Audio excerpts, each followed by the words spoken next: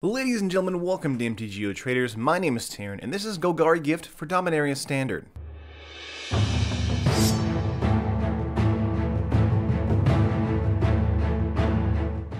So I ran this list on Fan Friday, or kind of a variation of this list. This is a tweaked list here, but this was submitted by Kyle Farrand on Fan Friday. Really did enjoy the actual idea of the deck list, so I took it to the shop, did some tweaking, and I brought it up, and I'm going to do a deck tech on it today. This is Golgari Gift, a black-green deck using the proper Explore mechanic to throw things into the graveyard and actually create some actual creatures into the graveyard so we can get a god-pharaohs gift trigger to go off and, you know, have god-pharaohs gift out so we can actually make those creatures in the graveyard come onto the battlefield. So let's jump right into it, guys, starting with our creature base. We've got Landwar Elves, Merfolk Branchwalker, Seeker Squire, Wildgrowth Walker, Jadelight Ranger, and Tomb Robber. 4, 4, 4, 4, 4, and 3. Landwar Elves is here for our mana producer if we need it as quickly as possible. Merfolk Branchwalker is a 2-1 with Explorer. Seeker Squire is a 1-2 with Explorer. And then Wildgrowth Walker is great for us if we're up against a more like aggro or aggressive based strategy. A 2-mana 1-3. Whenever we explore or a creature explores, you put a +1/+1 counter on the Walker, and we actually gain 3 life too. So this is a really good card for us in the mid to late game against like an aggro deck because it gives us the ability to gain life as well as the ability to make this a 2-4, a 3-5, and so on. It can grow up to be a really large creature. And also, Jadelight Ranger is here because it actually explores twice, giving us 2 triggers for that Wildgrowth Walker. A 3-mana 2-1 that can turn into a 4-3, and of course, if we have it in the graveyard and comes back with a god-pharaohs gift strategy, it turns into a 6-6 possibly. And lastly, over here we have Tomb Robber, a 3-mana 1-1 with Menace. We can pay 1 mana, discard a card. Tomb Robber explores. This is a very good card for us, especially if we get into a mana pocket in the mid to late game. Like, let's say we need to get a 5th creature or a 6th creature into the graveyard, and we want to grow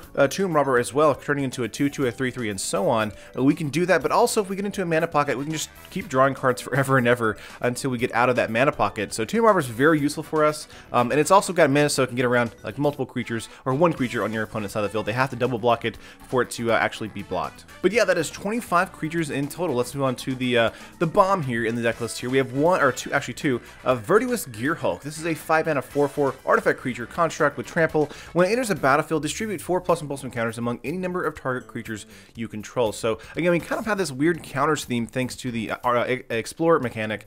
So if this card goes to the graveyard thanks to an Explorer mechanic and comes back with god-pharaohs gift, it's a 4-4 that can give 4+1/+1 counters on anything. Super useful to us. It also has trample as well, so it's very good for that too. So this can just be played on turn 5 or just be played with god-pharaohs gift later in the match. So super great for us, and pumps our entire board. So and that's all we needed to do really. So that's it for creatures. There's 25 in total. Let's go on to our spells here, and most of them are actually just removal spells. We have 2 Fatal Push, 2 Cast Down, and 2 Verdurous Contempt. Fatal Push being one of the best removal spells in the format right now.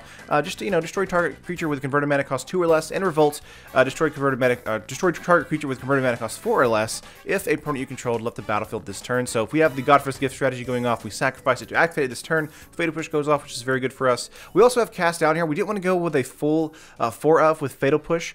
Cast Down is very good for us. It's a 2-mana instant, destroy target non-legendary creature. So there are, some big legendary bombs like Lyra Dawnbringer that we can't really use Cast Down for, but there are other stuff like, like a Glorybringer that we can actually use it for and get rid of. So Cast Down is very good for us overall. Can also get rid of, any kind of Gearhulk we need as well. And Verdurous Contempt is here for that, that Planeswalker that we don't like, or a random like god we don't like, or just a indestructible creature we don't like. And of course it can deal with like a Lyra Dawnbringer, a legendary creature as well, for just 4 mana and instant speed. So lots of good removal in here, but that's actually going to conclude everything besides the deck list, besides of course our Gate to the Afterlife and god-pharaohs gift. So I did a 4-2 split here. I probably thought about doing a 4-3 split, but I think 4-2 is fine. A 3-mana artifact, whenever a non-token creature you control dies, you gain 1 life, then you may draw a card. If you do, discard a card. Pay 2, sacrifice Gate to the Afterlife, search your graveyard, hand, and or library for a card named god-pharaohs gift, and put it onto the battlefield. If you search the library this way, shuffle it, activate this ability only if there are 6 or more creature cards in your graveyard. So again, this is a god-pharaohs gift strategy, pitching things into the graveyard whenever we explore. If we hit into a lot of creatures, they go into the graveyard. Gate to the Afterlife gives us the ability to hunt for god-pharaohs gift later in the match. So super useful for us. And if something dies, we gain a life and draw a card and discard a card. So feeding god-pharaohs gift again. So very, very useful for us as a turn 3 play or turn 2 play thanks to Landwar Elf. Now we can just straight up cast god-pharaohs gift. It is just 7 mana, and its ability is at the beginning of combat on your turn, you may exile a creature card from your graveyard. If you you do, create a token that's a copy of that card, except it's a 4/4 black zombie. It gains haste until end of turn. So useful, very, very useful card for us. And as well as all of the cards in our deck actually have Explorer too, so they actually might be 5/5s at the end of the day instead of 4/4s. And of course with Jade Light Ranger, they could be 6/6s as well. And if we get a Verdurous Gearhulk, it turns into a 4/4 that gives us 4 counters on something else. So it could be an 8/8 with Trample and Haste, and that's just backbreaking for some opponents. But that's it for all the creatures and spells in the deck list here. Let's move on to our lands really quickly. We have Swamp, Forest, 6 of each, 2 Evolving Wilds, 4 Blooming Marsh, 4 Woodland Cemetery, and 1 Field of Ruin. So, you know, a lot of people might put Scavenger Grounds in the deck list here, but I think that it's going completely against what our deck's trying to do. We want to use our graveyard as effectively as possible with God-pharaohs Gift, and this one, Field of Ruin, can hopefully help deal with a Scavenger Ground on our opponent's side of the field if they tap out. Evolving Wilds is also here for us to get a Revolt trigger, as well as kind of thin our deck a little bit, since we do want to make our deck as small as possible, as quickly as possible, to try and get that God-pharaohs Gift strategy going off as quickly as possible. Blooming Marsh is a fast land, Woodland Cemetery is a buddy land, and that's going to wrap up the full 60. Basically, it's a very simple game 1 game plan. Get out as many creatures as possible, pitch them into the graveyard as quickly as possible, use the Wild Growth Walker to gain some life, make it a little bit larger, get in some attacks, and just use our value creatures with Explorer to kind of like make sure we can pitch stuff into the graveyard to get a God-pharaohs Gift strategy going off as quickly as possible. It's a very simple and straightforward deck, and that's one of the things I really do like about it. But what can we do in the game 2? Let's go over to the sideboard real quickly here. We have 4 Duress, 2 Lost Legacy, and 2 Gonti, Lord of Luxury. This is for the control and mid-range matchup. Duress here to hopefully lock down any kind of control decks like a Negate, Essence Scatter. Also for playing up against anything with red in it we might have to play against and Abrade. Duress is coming in to deal with that. Lost Legacy is also here to shut down any kind of approach to the Second Sun strategy, or like a Lyra Dawnbringer or a History of Benalia. History of Benalia is a big card right now to lock down with a Lost Legacy as well. Gonti is here to grab the top 4 cards of our opponent's deck and then look at one, or pick one, and then we can cast it for any color mana. Very good card for us. It's also 4 mana, 2/3 with Death Touch, so that's also good to lock down our opponent's strategy as well. And if we bring this in with God-pharaohs Gift, it does the same thing, except it's a 4/4 Death Touch. That's super good as well too.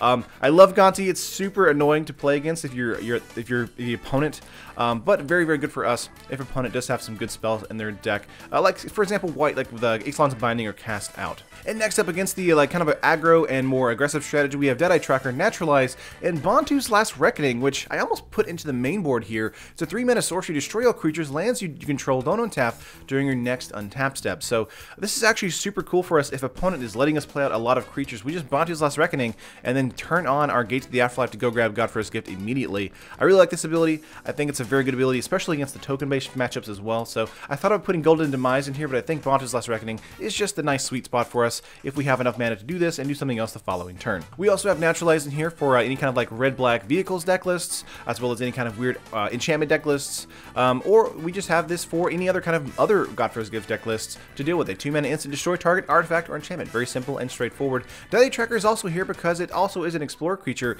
that can actually exile things from the graveyard. Probably would be better to put a Scavenger Grounds in this slot instead of Deadeye Tracker, but because we're on the explorer kind of bandwagon here, let's just go with the explorer here. A 1 black mana 1/1. We can pay to tap it, exile 2 target cards from an opponent's graveyard. Deadeye Tracker explores, so we get to exile 2 cards, so like maybe a Scarab God if it just died, or a anything that's important like another God-pharaohs Gift, something like that, or maybe even just like a random like Scrap Heap Scrounger that we don't want our opponent to reanimate and they're tapped out. So Deadeye Tracker is very, very useful for us in that particular situation. But that is the full 75, folks. Let's look over to MtG Traders to see what the cost is doing here. On MtG Traders, this is coming to about 74 tickets, which isn't too terrible, under 100 tickets. And if you want to build this in paper, it's coming to about 172 bucks.